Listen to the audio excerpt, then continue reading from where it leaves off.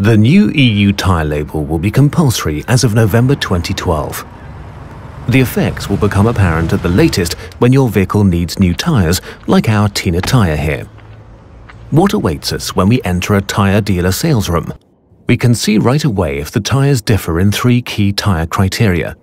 This is made easy by the colour scales and the value representing the so-called passing noise, and yet it can still be quite confusing at first.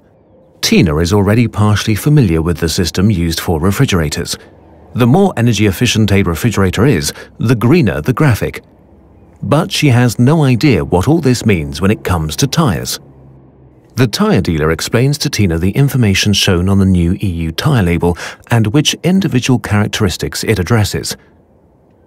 The label focuses on 3 key characteristics of a tyre: energy efficiency, tyre grip on wet roads, and the intensity of the passing noise.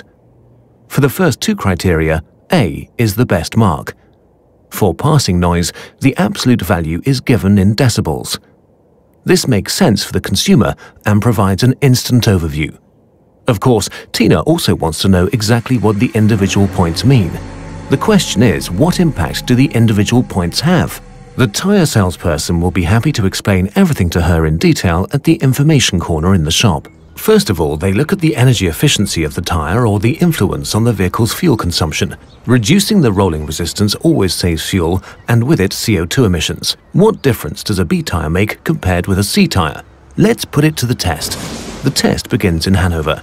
A tyre from fuel category C uses almost 0.12 more litres of fuel over a distance of 100 kilometres than a tyre from category B. The Tyre Pro has Tina travel right through Germany once, through Switzerland and down to northern Italy. The journey ends in Milan after 1,000 kilometers. It's true, the C tyre has now used over 1.2 litres of fuel more than a tyre from Class B. The same applies to other routes of 1,000 kilometers. From Flensburg to Munich, the same as for the journey from Le Havre to Marseille, from Barcelona to Seville, and from Rome to Palermo. And the calculations can continue in the same way. A tyre from Class E uses around 2.4 litres more fuel over 1,000 kilometres than a tyre from Class B. D has not been proven. So the issue of fuel is cleared up. What about braking distance on wet roads? The tyreman and Tina take a closer look. A car with tyres in braking distance Class A stops in the shortest time from a speed of 80 kilometers per hour. A car with tyres from Class B stops 3 meters later. Class C tyres need another 4 meters to come to a standstill, and the same applies to Classes E and F, with another 5 and 6 meters to come to a standstill. D and G have not been proven.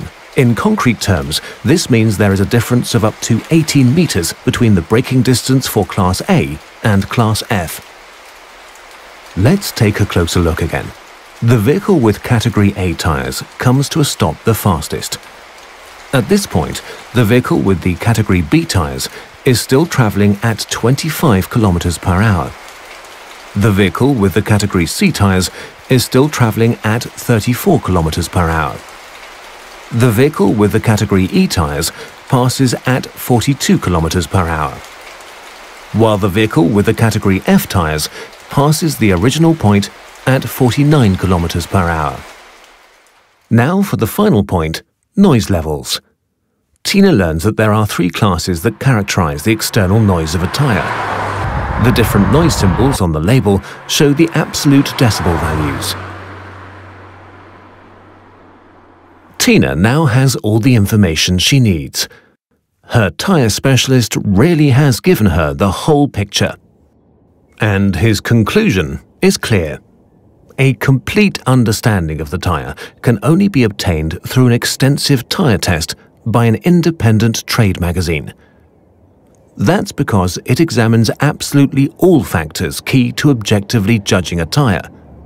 That's why it's so important to take an all-round look at a tyre. Factors like its behavior in case of aquaplaning, dry braking, dry handling, and handling on a wet surface also play a decisive role in recognizing a good tyre. Also, special criteria for winter tyres are missing. And how about startup on snow? Does it slip when travelling uphill on snow? What is its braking performance on snow and ice? How good is handling in general at temperatures lower than 7 degrees Celsius? Both parties agree. The label provides a good overview, but cannot replace a consultation with the specialist dealer.